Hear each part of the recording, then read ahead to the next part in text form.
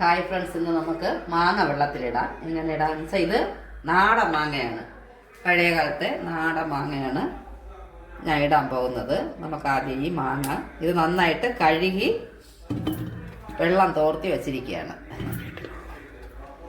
ഇത് നമ്മുടെ പറമ്പിലുള്ളത് തന്നെയാണ്, പഴയ കാലത്ത് നല്ല പുളിയുള്ള മാങ്ങ. എന്നിട്ട് ഉപ്പ്, കരലുപ്പാണ് ഇടേണ്ടത്. കുറച്ച് ധാരാളം ഇടണം, കാരണം ഇത് 1, 2, 3 വർഷം ആയാലും നല്ല പാകത്തിന് അങ്ങനെ ഉണ്ടാവും. ചില മാങ്ങ 6 മാസം കഴിയുമ്പോഴേ ഉപയോഗിച്ച് തുടങ്ങാൻ പറ്റും. ചില മാങ്ങയാണെങ്കിൽ 1 കൊല്ലം കഴിയുമ്പോഴത്തേക്കും അതിൻ്റെ പാകമായി കിട്ടും.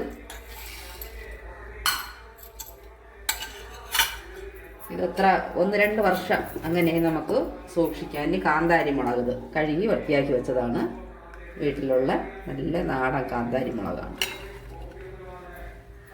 ഇതൊരു 6 മാസമൊക്കെ കഴിയുമ്പം ഇത് ഞെരടി എടുക്കാനായിട്ട് ഇത് പാകമായി കിട്ടും. അപ്പോഴത്തേക്ക് ഇതിലുള്ള ഈ മുളകെടുത്ത് നല്ല ഉപ്പ് പിടിച്ചിരിക്കുന്ന മാങ്ങയെ നന്നായിട്ട് ഞെരടി ചൂട് കഞ്ഞി, പഴം കഞ്ഞിയൊക്കെ കുടിക്കാൻ സൂപ്പറാണ്. പിന്നീട് ഇത് അതായത് വെള്ളം നന്നായിട്ട് തിളപ്പിച്ചാറിയ വെള്ളമാണ്, പച്ചവെള്ളം ഒരിക്കലും ഒഴിക്കരുത്. നിവക്കെ ഈ വെള്ളം ഒഴിക്കുക.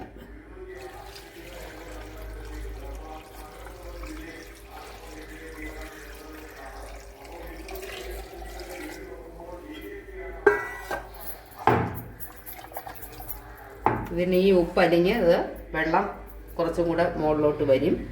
അത് കഴിഞ്ഞിട്ട് ഇത് അടച്ച് കോട്ടൺ തുണി കൊണ്ട് നന്നായിട്ട് മൂടി ഇറുകെ കാറ്റ് കയറാതെ കെട്ടി വയ്ക്കുക. അങ്ങനെ വെച്ചിരുന്നാൽ മതി.